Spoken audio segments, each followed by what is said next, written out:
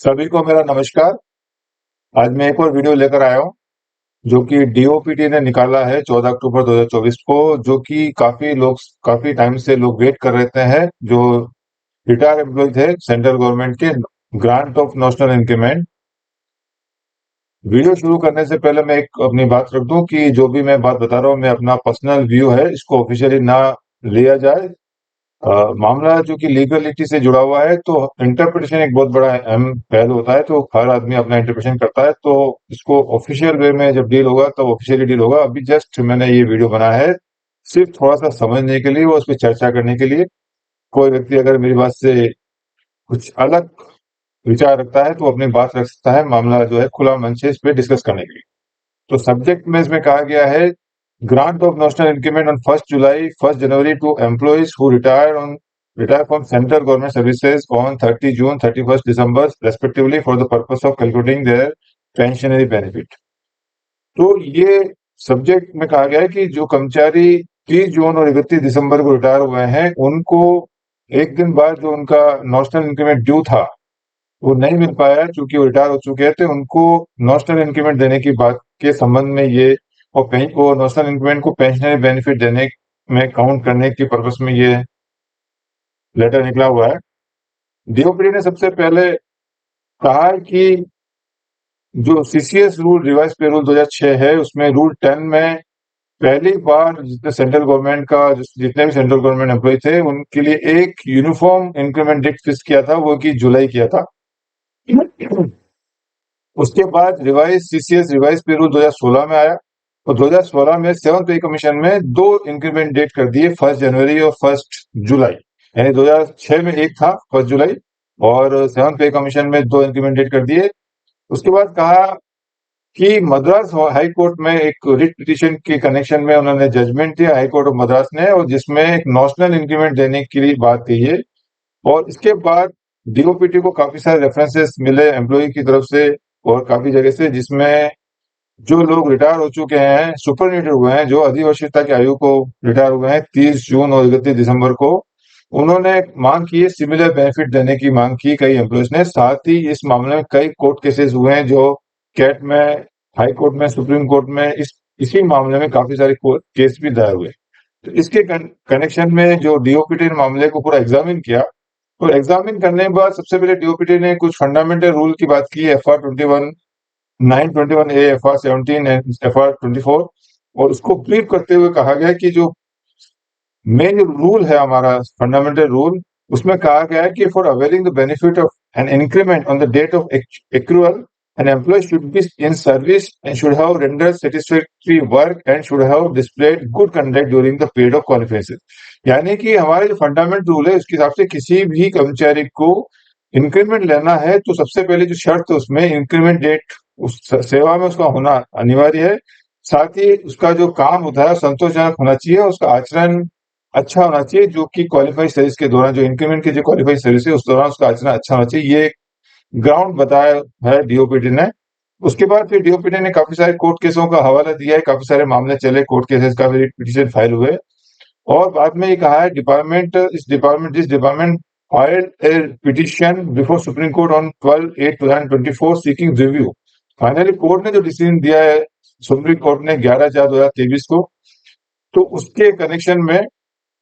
एक review file किया DOPT ने, जो कि अभी सुप्रीम कोर्ट, माननीय जो सुप्रीम कोर्ट है उसमें अभी फैसला अभी बाकी है, अभी पेंडिंग पड़ा हुआ है। ये बात डीओपीटी ने कही है। उसके बाद जो 6 नंबर का जो पैरा है इस लेटर का, 6 नंबर, 7 नंबर, 8 नंबर के 3 इंपोर्टेंट पैरा हैं। 6 नंबर के पैरे में डीओपीटी ने कहा है कि माननीय जो सुप्रीम कोर्ट है उन्होंने इस पूरे मामले का नोट लिया, उन्होंने इस पे विचार किया कि काफी सारे मामले जो है चल रहे हैं और काफी इसमें कंफ्यूजन है, तो जो भी काफी सारे जो डिसीजन हुए हैं, कोर्ट के जजमेंट हुए हैं, तो उसके ऊपर मामले में विचार करते हुए उन्होंने एक इंटरिम ऑर्डर पास किया सुप्रीम कोर्ट ने, और उसमें कि लोगों को कंफ्यूजन ना हो और फर्दर कोई लिटिगेशन समस्या है, कोई कंफ्यूजन लोगों को हो, तो उसके लिए जो इंटरिम ऑर्डर जो सुप्रीम कोर्ट का पास हुआ है 6/9/2024 को, ये 6/9/2024 को इंटरिम ऑर्डर पास किया है, जो कि रेलवे के केस के कंडीशन में पास किया है सुप्रीम कोर्ट ने। उसमें 4 बातें कही है, 4-5 बातें कही है। सबसे पहले ए पॉइंट आता है, the judgment dated 11/4/23 will be given effect to in case of third parties from the date of judgment. यानी कि जो मेन जो जजमेंट है सुप्रीम कोर्ट का 11 अप्रैल 2023 को, उसका इफेक्ट जो थर्ड पार्टीज को देना है, थर्ड पार्टीज मतलब जो भी आम पब्लिक है, जनरली कोई भी कोर्ट केस होगा उसके अंदर जनरली एक रेस्पोंडेंट होगा, एक अप्लीकेंट होगा, जो पार्टी उसमें इन्वॉल्व है। इसके बाद जो थर्ड पार्टीज का मतलब हो जाता है कि जो भी अदर सेंट्रल गवर्नमेंट एम्प्लॉई जो कि इस पे इफेक्टेड हो रहे हैं, तो उनका मामले में कहा है कि उसको जो इफेक्ट होगा जजमेंट का,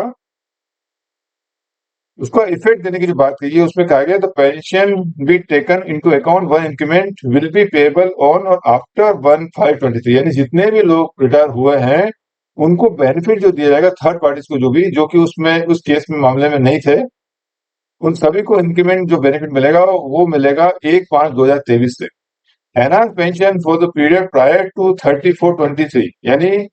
30/4/2023 से पहले के जो मामले हैं उनके बढ़ी हुई पेंशन नहीं मिलेगी, उनको पेमेंट नहीं करना है। सभी को जितने भी लोग हैं पेंशनर्स हैं, अगर वो ड्यू होते हैं, उनका बनता है मामला, तो उनको 1/5/2023 से दिया जाएगा। दूसरे बी में कहा गया है for person who have filed writ petition and succeeded the direction given the set judgement will operated as res judicata and accordingly an enhance pension by taking one increment would have to be paid. यानी जिन व्यक्तियों ने writ petition दायर किया हुआ है और वो सफल हुए हैं, तो जो डायरेक्शन दिए हुए हैं जजमेंट में, जो भी आदेश पारित में, वो लागू होंगे। रेस जुडिकेटा का मतलब मैं आपको जरा बता देता हूँ आपको मैं। रेस जुडिकेटा होता है matter finally decided on its merit by court having complete jurisdiction and not subject to litigation again between the same party. यानी ऐसा मामला जो अंतिम रूप से सक्षम क्षेत्राधिकार वाले न्यायालय द्वारा उसके गुण दोष के आधार पर, यानी जो मामला कोर्ट ने अपना कंप्यूटेड कोर्ट ने अपने डिसीजन दे दिया और वापस, और उन्हीं पक्षों के बीच पुनः मुकदमेबाजी के अधीन है, मतलब वापस सेम पार्टीज वापस लिटिगेशन में इन्वॉल्व ना हो, ऑलरेडी सक्षम जो कंप्यूटेड कोर्ट ऑफ लॉ जो है उसने डिसीजन दे दिया है, तो ऐसे मामले की बात कही है रेस जुडिकेटा। तो इसमें ये कहा गया है कि जिनमें ऑलरेडी डिसीजन हो गया, जिन पिटिशन में डायरेक्शन दे दी है कोर्ट ने, ऑनरेबल कोर्ट ने डायरेक्शन दे दिए हैं, वो लागू करने हैं। और उसी आधार पर enhance pension by taking one increment would have to pay, तो उसी आधार पर जो बढ़ी हुई जो पेंशन होगी नॉशनल इंक्रीमेंट वो देना है आपको। तीसरे पॉइंट में कहा है सी के अंदर, the direction in B will not apply where the judgment has not attained finality and cases where an appeal has been preferred and if filed its entertained by the appeal court. यानी कि जो B है ऐसे मामले में लागू नहीं होगा जहां जजमेंट जो फाइनलिटी में नहीं, अभी फाइनल नहीं हुआ है, उस पर अभी आगे अपील किया हुआ किसी कोर्ट में और मामला कोर्ट में विचाराधीन है, अगर अपील कोर्ट ने उस पर विचार कर रही है, तो ऐसे मामले में लागू नहीं होगा अगर जजमेंट फाइनलिटी में नहीं आया अभी। डी में कहा है in case any retired employ have filed any application for intervention impleadment in civil appeal और any other petition and beneficial order has been pass. यानी किसी सेवानिवृत्त कर्मचारी ने कोई एप्लीकेशन, इंटरवेंशन, हस्तक्षेप या कोई अभियोजन की सिविल अपील दायर की है और बेनिफिशियल ऑर्डर पास हुआ है उसमें, उसके अंदर, तो उसमें उस मामले में एनहांस पेंशन जो दी जाएगी, इंक्रीमेंट वाली जो इंक्रीमेंट जो लगेगा उसके अंदर नॉशनल इंक्रीमेंट, जिस जो एप्लीकेशन दायर की है इंटरवेंशन इम्प्लीमेंट उस महीने से उसको बढ़ी हुई पेंशन मिलेगी जब से एप्लीकेशन फाइल की है इंटरवेंशन की सेवानिवृत्त कर्मचारी ने। ये एबीसीडी 4 ये आपको फॉलो करना है सुप्रीम कोर्ट के ऑर्डर, ये 1 to 4 जो हम केस डील करेंगे। उसके बाद डिप्टी ने ये भी कहा है this interim order will continue till further orders of this court. यानी ये जो इंटरिम ऑर्डर है, जब तक माननीय सुप्रीम कोर्ट का कोई अन्य आदेश नहीं आते हैं तब तक ये ऑर्डर लागू रहेंगे। However, no person who has already been received an enhanced pension, including arrears, will be affected by the direction ACD। यानी कि जिन मामलों में ऑलरेडी किसी व्यक्ति को ऑलरेडी एनहांस पेंशन दे दिया है, इंक्लूडिंग एरियर भी दे दिया है, वो लागू नहीं है, उन पे ये एबीसीडी लागू नहीं होगा और उनको जो दिया जा रहा है वो चालू रहेगा, उसमें कुछ हमको चेंज फेरबदल नहीं करना है। ये आपका 6 नंबर का सबसे इंपोर्टेंट पैरा है। इसके बाद 7 में जो मेन डिसीजन जो डीओपीटी ने दिया है वो 7वां पॉइंट सबसे इंपोर्टेंट है। छठा पॉइंट इसलिए पढ़ा कि 7वें से ही कनेक्टेड छठा पॉइंट है,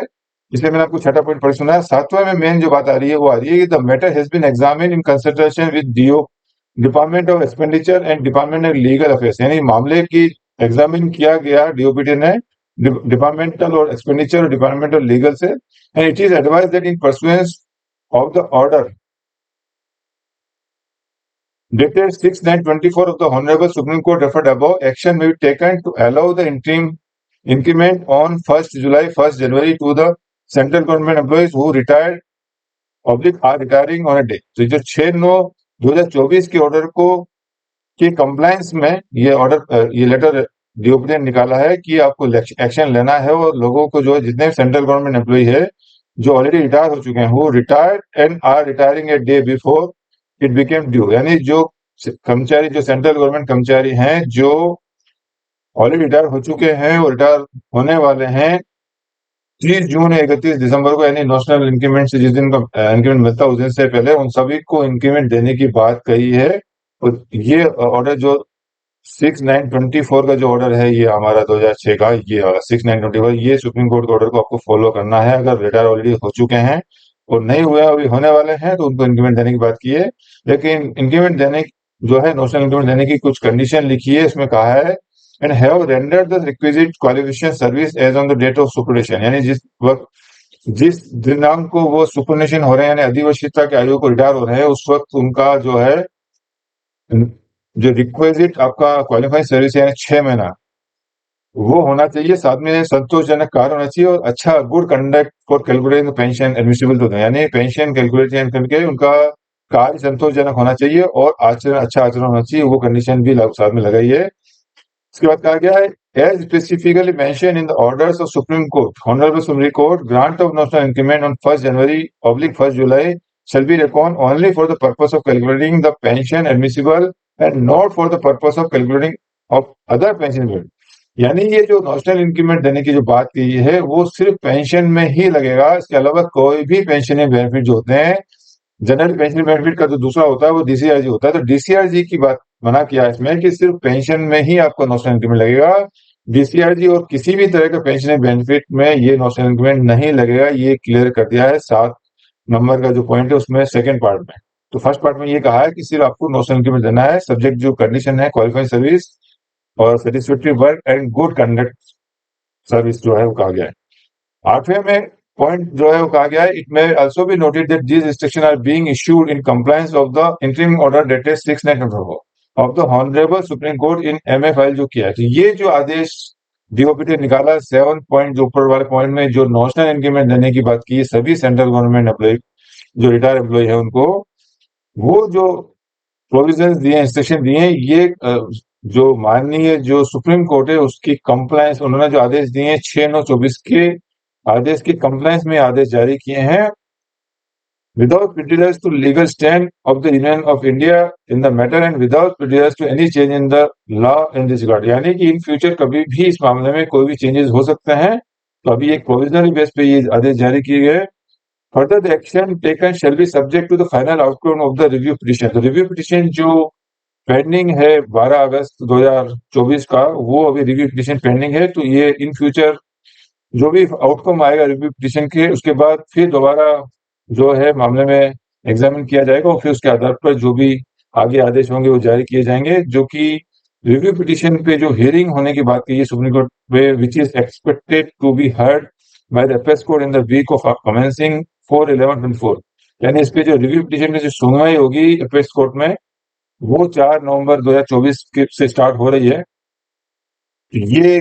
छोटा सा मैंने कोशिश की वीडियो बनाने की मोटा मोटा कि डीओपीटी ने 14 अक्टूबर 2024 से सभी सेंट्रल गवर्नमेंट एम्प्लॉय जितने भी हैं उनको एक नेशनल इंक्रीमेंट देने की बात कही है जो 30 जून या 31 दिसंबर को रिटायर हो रहे हैं या ऑलरेडी रिटायर हो चुके हैं तो उसका कैसे पेमेंट करना है वो पैरा 6 में बताया है। और जो रिटायर होने वाले हैं उसमें सिंपल देना है, सिर्फ पेंशन में ही नेशनल इंक्रीमेंट लगेगा, ग्रेजुटी और किसी भी और पेंशन बेनिफिट में बेनिफिट नहीं मिलेगा। तो इसी के साथ मैं अपना वीडियो समाप्त करता हूँ। मैं उम्मीद करता हूँ ये आपको वीडियो पसंद आया होगा। इसी के साथ वीडियो देखने के लिए सभी को धन्यवाद।